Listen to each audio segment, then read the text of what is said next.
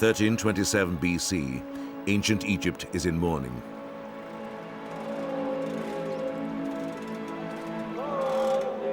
In the Valley of the Kings, craftsmen scurry to prepare a makeshift tomb. Barely 19 years old, the pharaoh Tutankhamun is dead.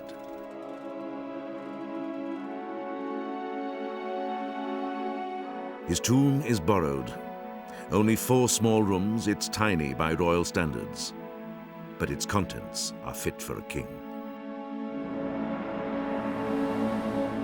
A throne bearing a portrait of the young king and his wife is sheathed in gold. While his coffin, the innermost one of 3, is cast in solid gold and weighs over a ton. The mask that covered the face of his mummy is considered one of the most beautiful works of art ever crafted in the precious metal. The treasures of Tutankhamun's tomb, the only one discovered intact in the Valley of the Kings, are only a glimmer of what ancient Egypt must have been like during its fabulous Age of Gold.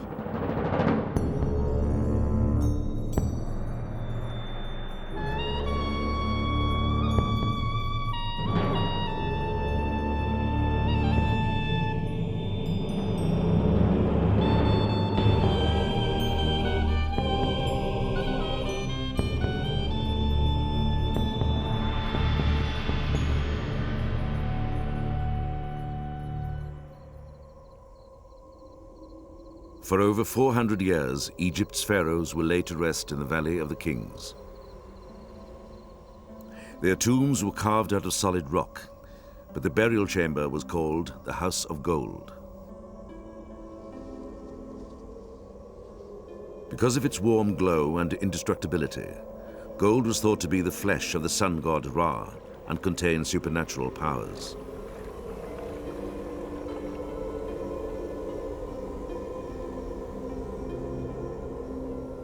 The pharaoh was the offspring of the sun, a living god. By lavishing him with gold, the flesh of the gods, the Egyptians believed the pharaoh was assured an eternal life.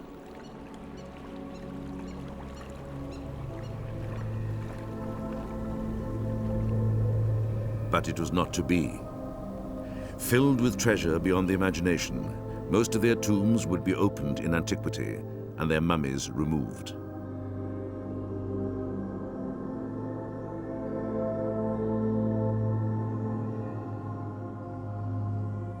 Lying in state in the Egyptian Museum in Cairo are the remains of some of Egypt's most powerful pharaohs: Thutmose I, Thutmose II, Thutmose IV, Seti I, and Ramesses the Great.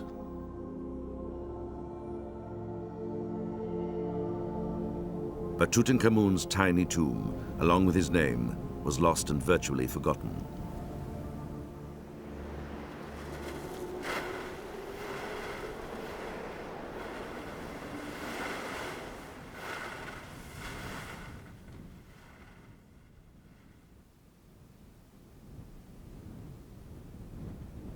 When the tomb was finally uncovered in 1922, the most stunning archaeological find of all time made Tutankhamun the most famous name in Egyptian history.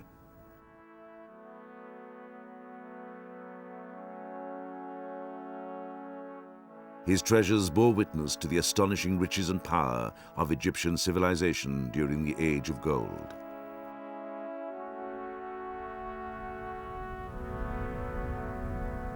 Envied for its wealth, Egypt was blessed with a seemingly inexhaustible supply of gold. Mined from the deserts east of the Nile Valley, and especially from Nubia, now the Sudan, it was virtually common as dust.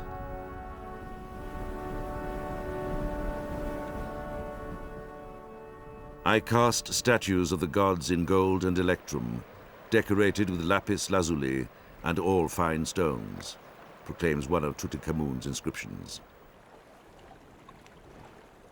I built new ships to ply the waters and covered them with gold so that they illuminated the Nile.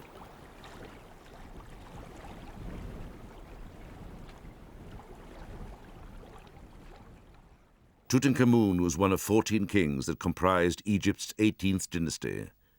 In 1550 BC, its founder, Ahmose I, inaugurated the new kingdom and launched the greatest empire the world had ever seen.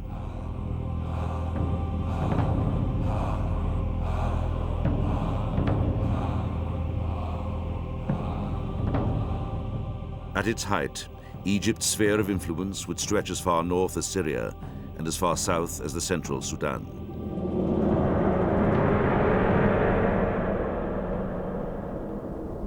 But before Ahmose's reign, there was no empire.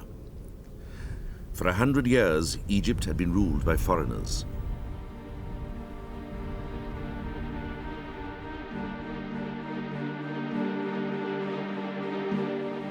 Originally from Canaan, these foreigners, known as the Hyksos, had established a power base in the Nile Delta, giving them a stranglehold on the lucrative Mediterranean trade routes.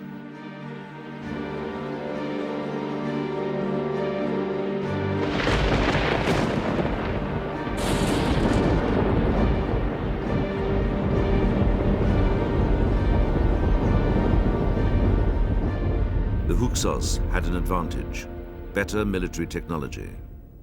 A superior form of battle axe was designed for piercing.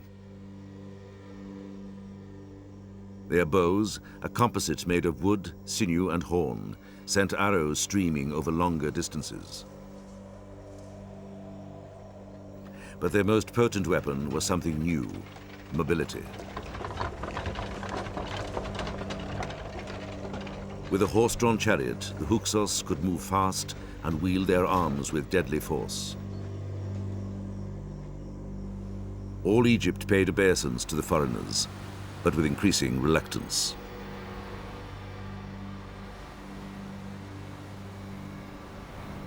In Thebes, a family of local rulers, styling themselves as the true kings of Egypt, eventually rebelled. One of them, King Seqenenre-Ta'a, paid the ultimate price.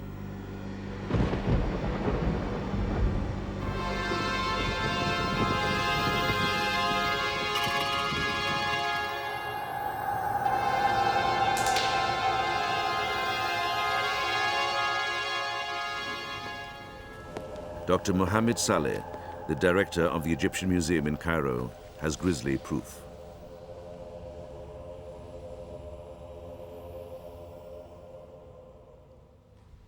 This is the mummy of Seqenenre-Ta'a, who died in the battlefield against the Hyksos. And as we unwrapped his body, we found so many mutilations and cuts, and you can see that he died in agony, and the face had cuts which would not have been done except only by weapons brought by the Hyksos to Egypt for the first time. One of the weapons that did the damage was the battle axe distinctive to the Hyksos, its long, narrow blade perfectly suited to piercing bone.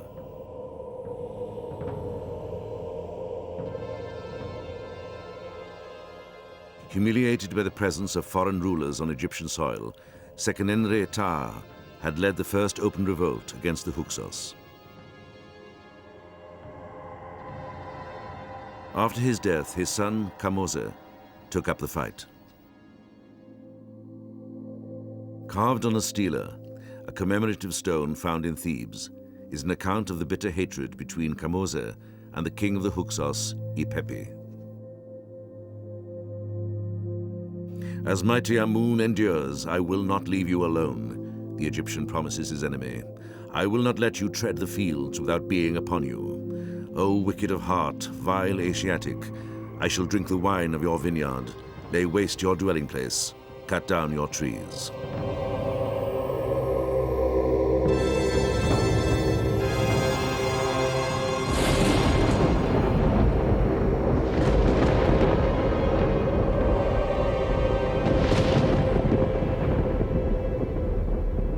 The dwelling place of the Hyksos was a mighty fortress in the Nile Delta called Avaris. From there they ruled Egypt for 100 years. Then, like the tomb of Tutankhamun, Avaris vanished without a trace.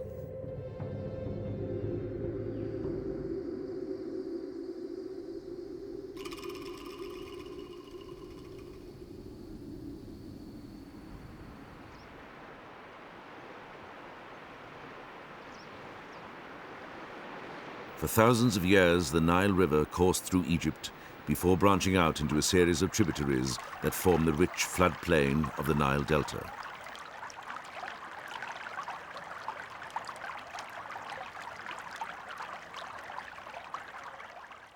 Here, the Hyksos built their capital.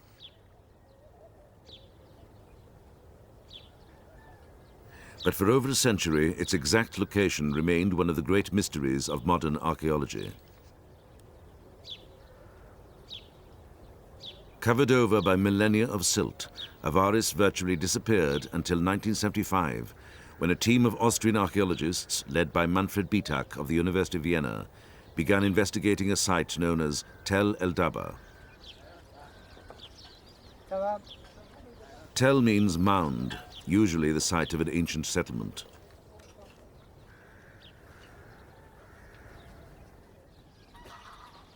Pottery recovered from hundreds of boreholes sunk into the Tel helped Bitak home in on Tel El Daba as the site of ancient Avaris. To the trained eye, Avaris is clearly not Egyptian. Its dwellings and temples are similar to those found in ancient Canaan and Syria.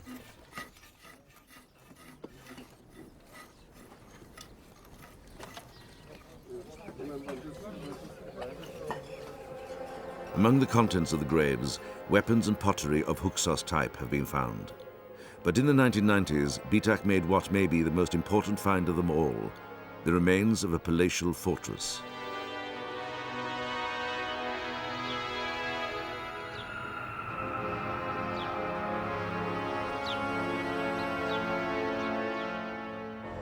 Surrounded by a giant wall, its most prominent feature was a heavily fortified citadel, strategically located on a vanished branch of the Nile. Bitak believes this was the dwelling place of the Hyksos king, Ipepi.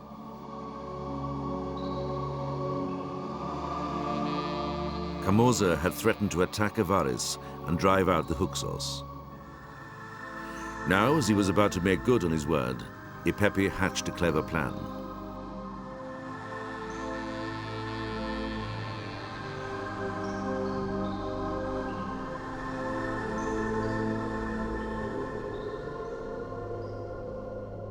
In what is now the northern Sudan lay the kingdom of Kush, its capital, the city of Kerma.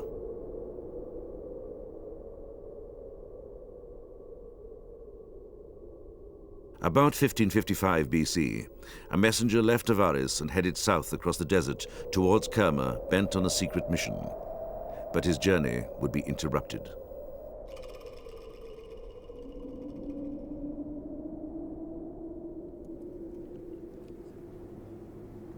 In 1991, John and Deborah Darnell of the Oriental Institute at the University of Chicago were exploring the desert a short distance northwest of ancient Thebes when they stumbled upon an ancient caravan road worn smooth by centuries of use.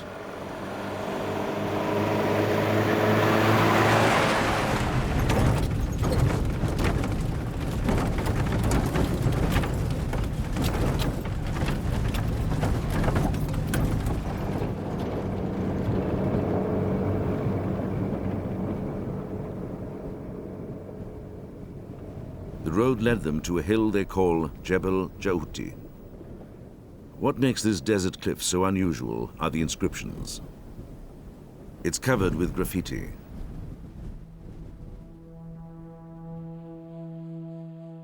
Left by travelers pausing for a rest along the road, some are prayers to the gods, some commemorate special journeys and events. But most are simply names and titles. The 4,000-year-old Egyptian equivalent of Kilroy was here.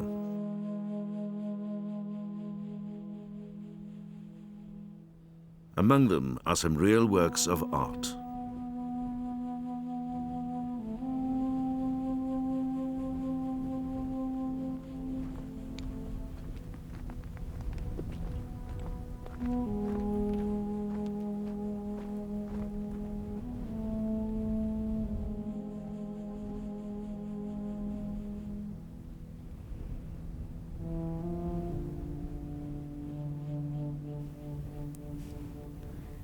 This is probably one of the most lovely of the inscriptions we have here at Chaudi. It's a little royal falcon wearing a double crown.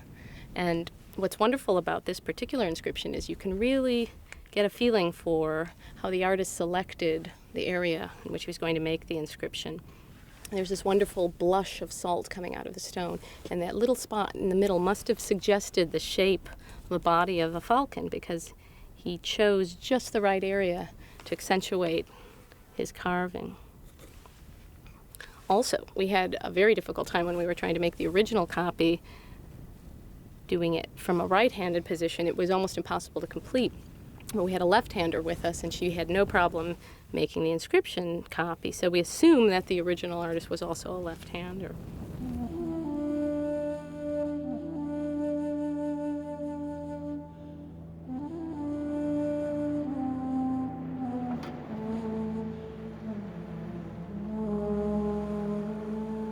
The Darnells eventually uncovered a network of desert roads running north-south across the Nile's Kenner Bend and linking with other routes to the Great Oases in the west and to Nubia in the south. Guarding the roads was a chain of lookout posts manned by desert policemen. Today, what appears to be a pile of rubble was once a pair of towers, some 30 feet in height. The towers would play a key role in the war against the Hyksos.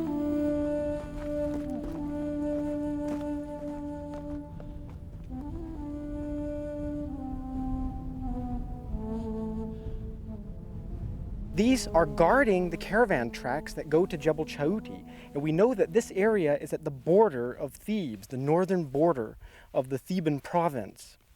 These towers appear then to have been in use around the time of Kamoza to guard the caravan tracks here and to be used as bases for the roving desert policemen who would be guarding the narrow door of the desert, as the Egyptians called it, this back door to Thebes. For the Hyksos, the back door to Thebes was the road to disaster. Ipepi had hoped to defeat Kamoze by forging an alliance with the king of Kush and opening a second front on Egypt's southern border. But his plan was thwarted when his messenger was captured in the desert on his way to Kerma. Kamoze died before the Hyksos were finally ousted. The task would fall to his brother, Ahmose, the founder of the 18th dynasty. The first pharaoh to rule during the Age of Gold, Ahmose was bent on liberating Egypt.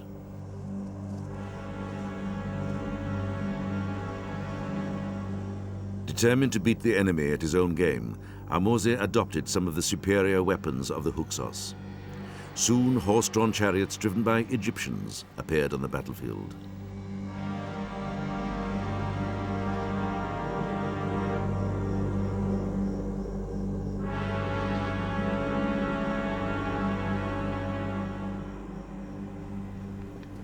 But the details of who exactly vanquished the Hyksos might have been lost in obscurity were it not for a remarkable set of inscriptions found near a tiny village called El Kab in Upper Egypt.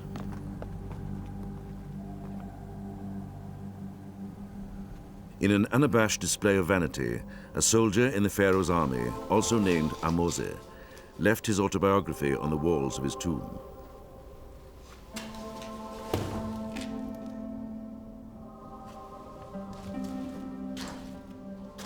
Vivian Davis, keeper of Egyptian antiquities at the British Museum, sees a man who not only rose from the ranks to become an admiral, but was highly decorated for his valor. The highest accolade that could be bestowed upon one as a soldier in ancient Egypt was to be awarded the Gold of Honor by the king. This man was awarded the Gold of Honor 7 times. He must have been a military hero of his age. He's shown, in fact, wearing the Gold of Honor proudly here. These armlets made of solid gold.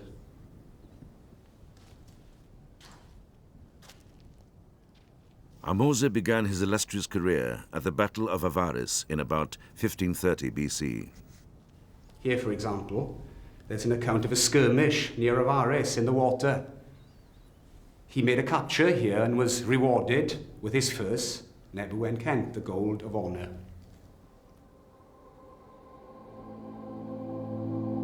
An armlet was awarded when an enemy was killed.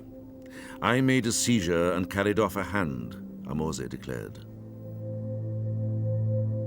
Lopping off a hand was Egypt's way of counting casualties. Live captives were considered booty.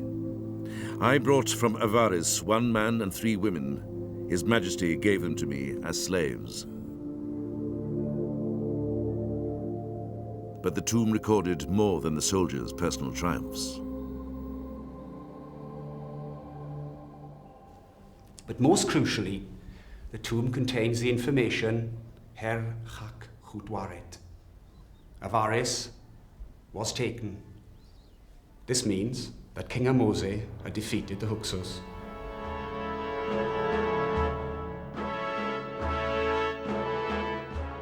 The expulsion of the Hyksos reunited Egypt under a native king for the first time in over a century. But the king was not content. Wary of retaliation, he made 2 decisive moves. King Ahmose marched his army across the desert and laid siege to the Hyksos stronghold at Sharoen in southern Canaan. Then he forged a powerful alliance. A bull leaper and a labyrinth are 2 of the most famous symbols in ancient mythology. They come from the palace of Knossos at Crete, the legendary home of King Minos and the fabled beast, the Minotaur.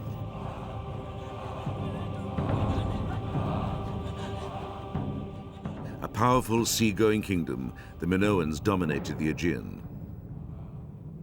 Crete was a sprawling commercial center made rich by wine and olive oil, from which fleets of ships crisscrossed the Mediterranean.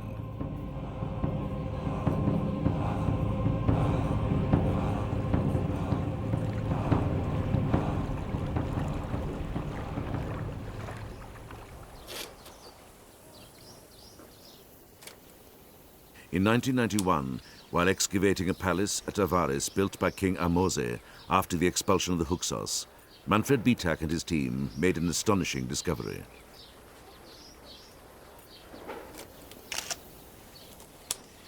They uncovered literally thousands of fragments of Minoan frescoes, the first ever found on Egyptian soil. Among them were pieces of a fresco, strikingly similar to the one painted on the walls of the palace of Knossos at Crete.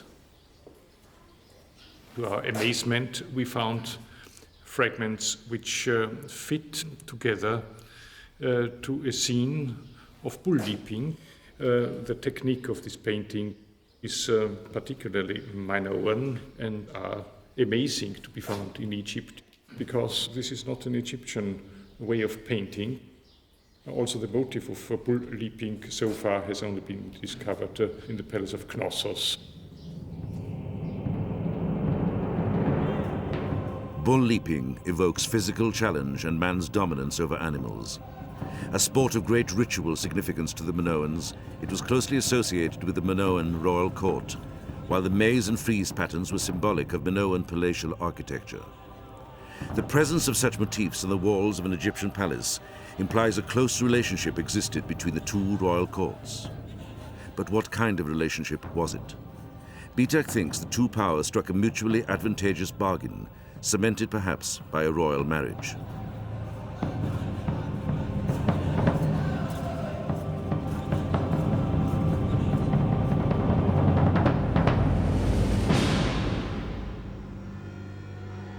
Even after his victory at Avaris, King Ahmose still feared the return of the Hyksos, but an attack now could only come from the sea.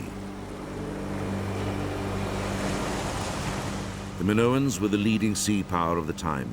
By forging an alliance with them, Egypt would be defended. In exchange, the Minoans were generously rewarded. Their ships would return home laden with the legacy of the Age of Gold.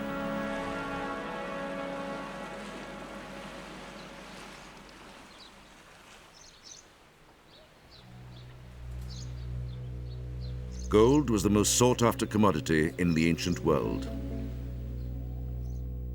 For Egypt, possession of it was a priority, but the greatest reserves lay in Nubia.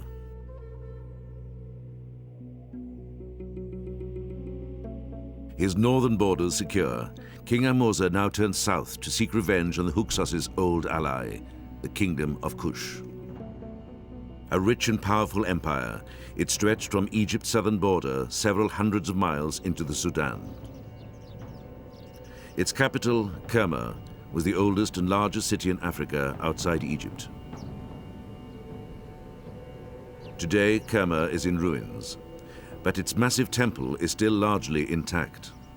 3,500 feet square, it's known locally as the Defufa. Though stripped of its outer casing and gnarled by time, the Defufa still dominates the surrounding landscape.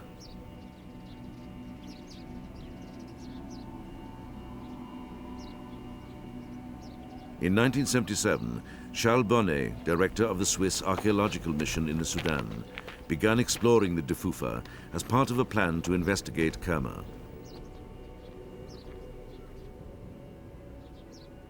To the side, a single gateway opens onto a stairway leading to a small chamber, the temple's inner sanctum. Near an altar made of white marble, Bonnet found the bones of sheep and goats, suggesting it was used for the sacrifice of animals. We are here in the middle of an enigmatic monument, the Defufa. This Defufa, the name itself is strange. It's a Nubian name, meaning an elevation done by men. Here, this altar is maybe the center of ceremonies, and we think that for offering, the priest killed some sheep on this stone. From the chamber, another stairway leads to the roof, where ceremonies to the sun god were performed. Some 50 feet high, it commands a view of what was once a very impressive city.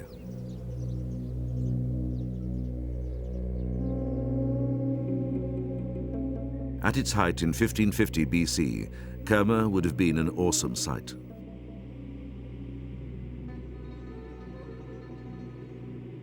A fortified wall 30 feet tall surrounded the homes and gardens of the nobility, the king's audience hall and palace, and the religious complex. Covered in white plaster with pylons over 65 feet tall, the Defufa was magnificent, even by Egyptian standards.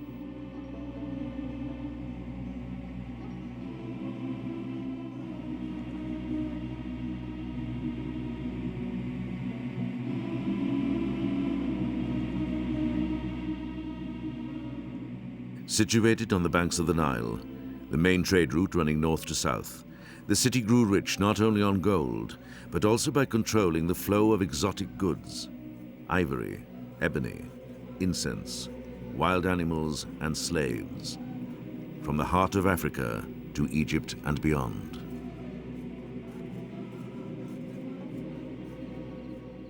In time, Kerma produced its own highly skilled craftsmen. I'm particularly interested with this small object of ceramics, which looks very, very beautiful. Well, you are right, because it is something unique. A view of the door of the ancient city of Kerma, about 4,000 years ago. We can see the shape of the door with the roof holes on the summit, because naturally all the city was fortified. And the strange thing is, after use... Salah Ahmed, director of excavations of the Sudanese Antiquities Service, is even more impressed by the pottery. A distinctive black and red and eggshell thin, it's one of the finest ceramics produced in the ancient world. I think that the masterpiece is surely this bowl. And we found also gold, you know. We are in the country of the gold. Oh, very interesting. Everybody is thinking here that we look for gold only. And I am afraid to find too many pieces of gold. I will take it here. One of the great mysteries of Kerma is how a kingdom with thousands of inhabitants could sustain itself in what looks like a barren desert.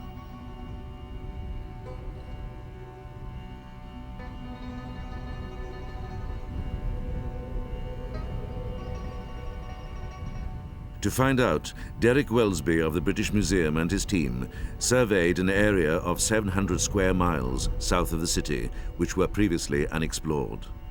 There they discovered 400 ancient sites, most dating back to the Kerma period.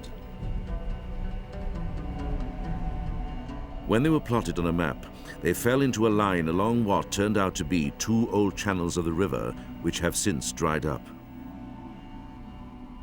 The banks are visible by the lines of vegetation on this side and this side, and the channel at this point, about 70 metres wide, is running almost due north. This discovery of these two channels of the Nile, as well as the channel that the present day stream flows in, gives some indication perhaps of the agricultural wealth of this area in the Kerma period. With two more channels flowing through the Nile Valley, thousands of additional acres of fertile soil would have been available to the farmers of Kerma for growing crops. Presumably this was all tied in with a network of supplying produce to the capital of Kerma itself, which lies some 55 kilometres north from here. And in many of these settlements we have large numbers of store buildings which may have been designed for the collection of this produce and for storing it before sending it on to the administrative centre in Kerma. Derek Welsby made one more important discovery. Nature would play a cruel trick on the city of Kerma and the kingdom of Kush.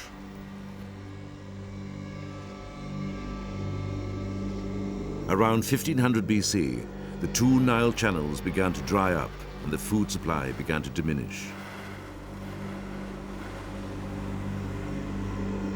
Now, at the moment of crisis, a new, even more sinister threat loomed out of the north.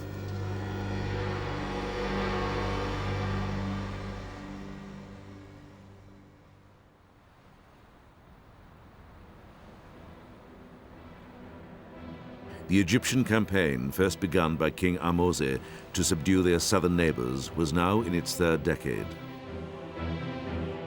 Lower Nubia had fallen years earlier with little resistance, but further into the country, opposition was stronger.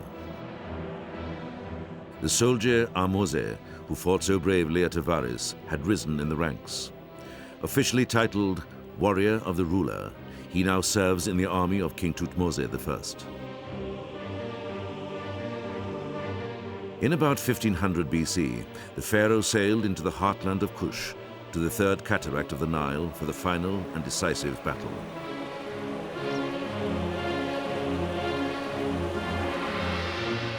A few miles north of Kerma, Thutmose engaged the enemy, led by the chief of the Nubians. His Majesty shot, and his first arrow pierced the chest of that foe, Ahmose reported. Then the enemy turned to flee. A slaughter was made among them, their dependents carried off as living slaves.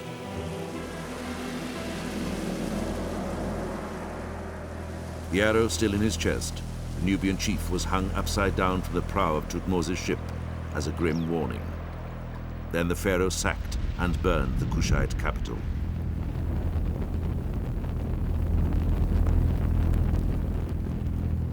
The victory was later documented by an inscription carved on a huge rock at Tombos, not far from Kerma.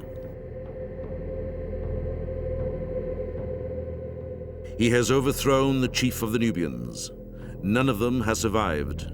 The Nubian archers are fallen in slaughter, are spread over the plains. Their entrails fill their valleys. Their blood pours down like rain.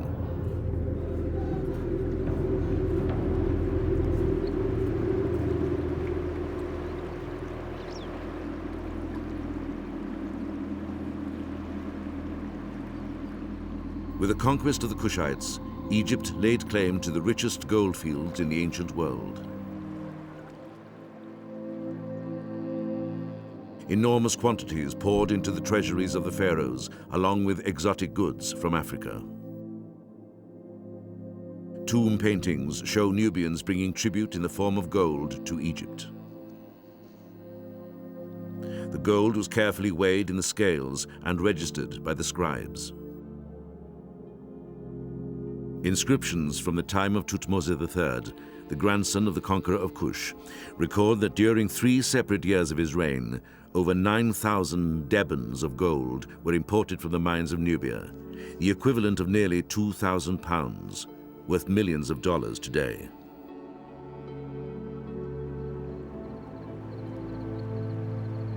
Bent on annexing Nubia to its expanding empire, the Egyptians pursued a deliberate policy of assimilation. Brought to Egypt as hostages, the sons of Nubia's rulers were installed in the palace and educated along with the pharaoh's children. There they learned the Egyptian language, wore Egyptian clothes, and even took Egyptian names. Once indoctrinated, they returned home to serve in the colonial government.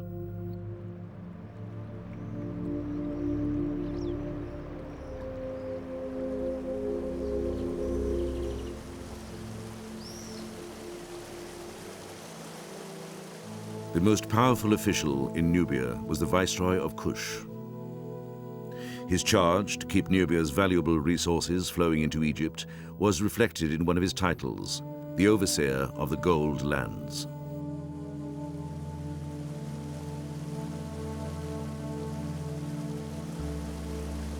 One of the most famous viceroys was Meri Mose, who served for 30 years under King Amenhotep III from 1390 BC. A picture of him is carved on the back of the Great Rock at Tombos. The names of his master are enclosed in two ovals called cartouches. Under the cartouches are the figures of two captive Nubians, a symbol of Egyptian domination.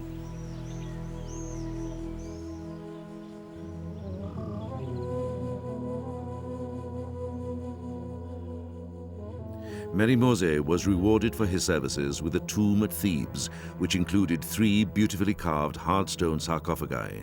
A remarkable burial for a commoner, it was a mark of the esteem in which he was held by the king.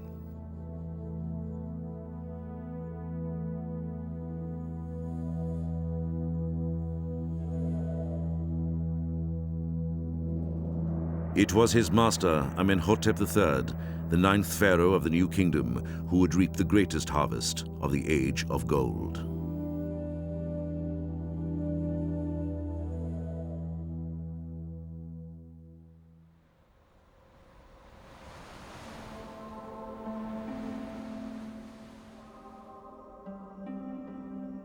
Known as Egypt's dazzling sun, by the time of his death in 1352 BC, Amenhotep was probably the richest man on earth. The opulence of his court was unrivaled in antiquity. During a reign that lasted almost 40 years, Amenhotep transformed the landscape of the Nile Valley.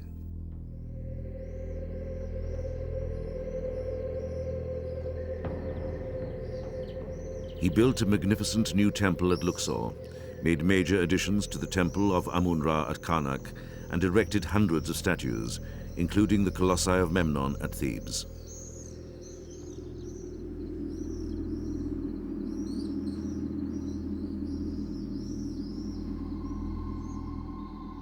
Abroad, Egypt's wealth was the envy of the Mediterranean world, and the pharaoh's prestige never higher. Foreign kings wrote him, pleading for gold. Great king, king of Egypt, my brother, gold in your country is like dust. One simply picks it up. Why are you so sparing of it? I am engaged in building a new palace. Send me as much gold as I need.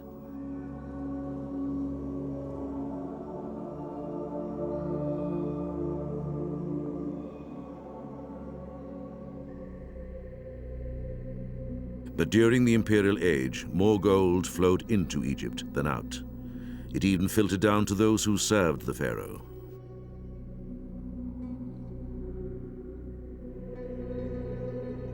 One of the greatest aspirations of the Egyptian elite was to own a fine tomb, a house for eternity, painted with colorful scenes.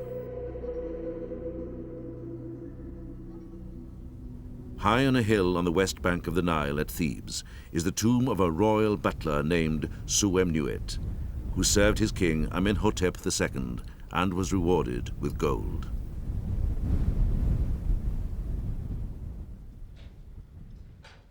Egyptologist Betsy Bryan of Johns Hopkins University in Baltimore, Maryland, has figured out he was wealthy enough to hire a large gang of painters and apprentices to decorate his tomb.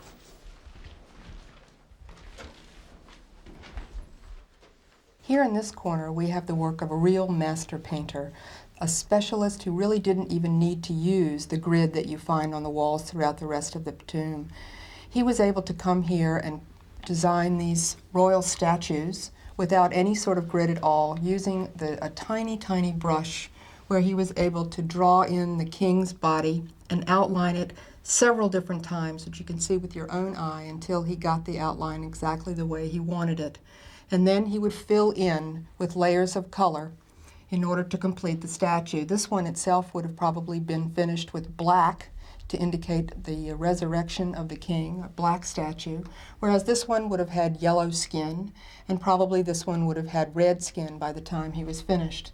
But using this technique without a grid is extremely difficult to get proportions, and yet this man, because he was such a specialist, was able to proportion these figures absolutely perfectly.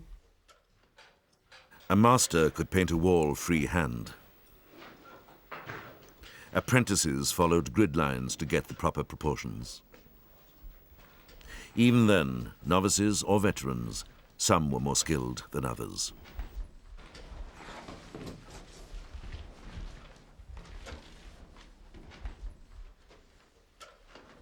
In this back part of the tomb, we actually have the area where they used the artists who were probably the most poorly trained, maybe some of those who were just beginning apprentices, and maybe some of those who were in fact reaching the very end of their career.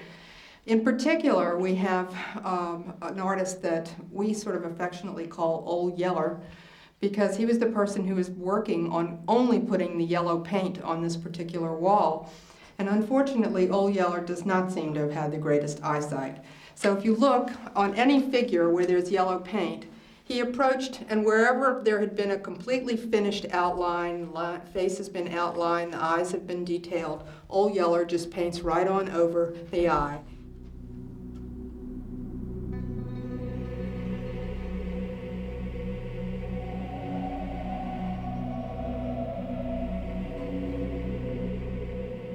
While apprentices practiced their craft on the elite and wealthy, only masters were allowed into the tombs of the pharaohs. The largest and finest in the Valley of the Kings belonged to Seti I.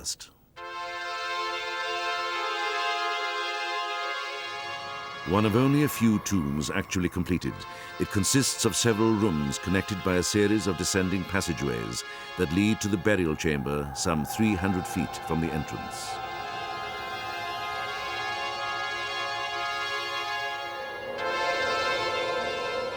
Hollowing out a tomb took an average of 2 years. Decorating it took even longer.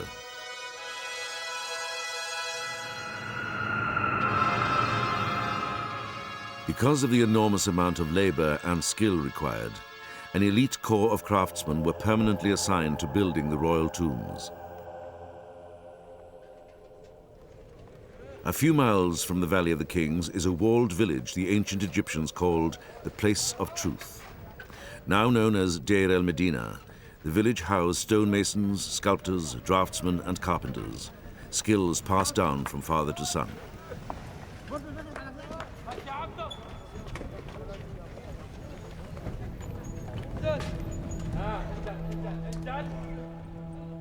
Unusually literate, the workmen kept written records on papyrus and bits of pottery and limestone called ostraca, of everything from the price of food to duty rosters.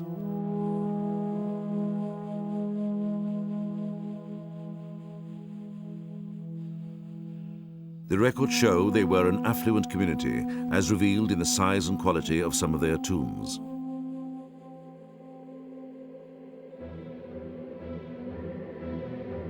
But despite prosperity at home, storm clouds were on the horizon.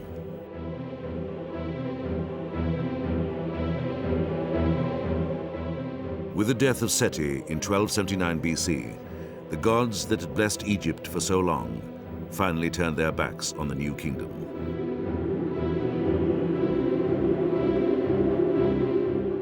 In the north, the Hittites were threatening Egypt's empire. In 1274 BC, Seti's successor, Ramesses II, met the enemy at Kadesh in Syria. Celebrated on Egyptian temple walls as a great victory for the new king, at best it was a stalemate that ended with history's first international peace treaty.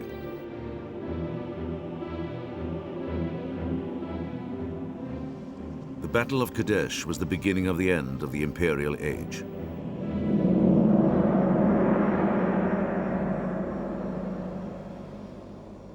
Ominously, the supply of gold from Nubia also began to dwindle. Climatic change had made the deserts more arid and more difficult to traverse. The last great pharaoh of the new kingdom, Ramesses III, could only manage an average annual donation of 9 deben to the Temple of Karnak, a paltry sum compared to the huge amounts lavished by his predecessors.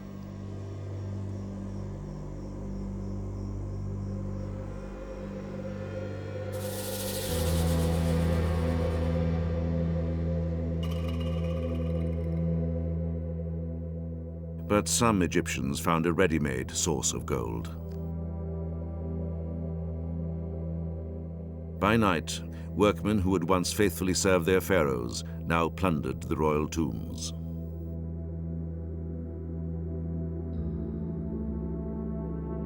This transcript of a court case records the astonishing confession of a stonemason named Amenpnufer. We opened the outer and inner coffins and found the king's noble mummy.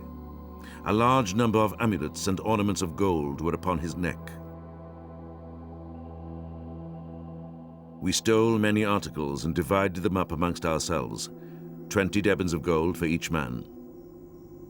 Then we burned the mummy.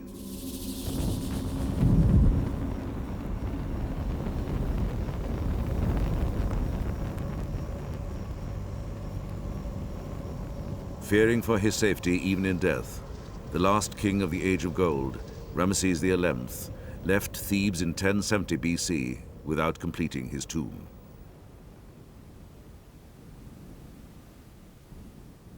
No pharaoh would ever again be buried in the Valley of the Kings.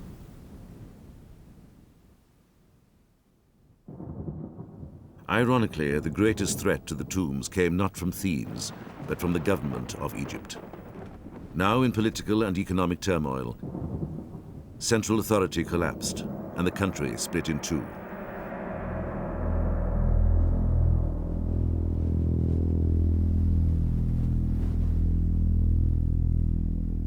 With gold in short supply, the royal tombs offered an irresistible temptation.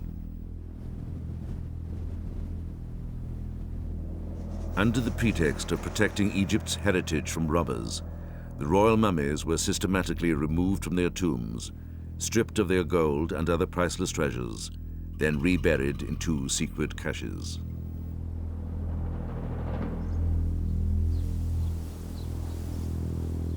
There they would remain for 3,000 years, until they were discovered in the late 19th century and their bodies taken to the Cairo Museum.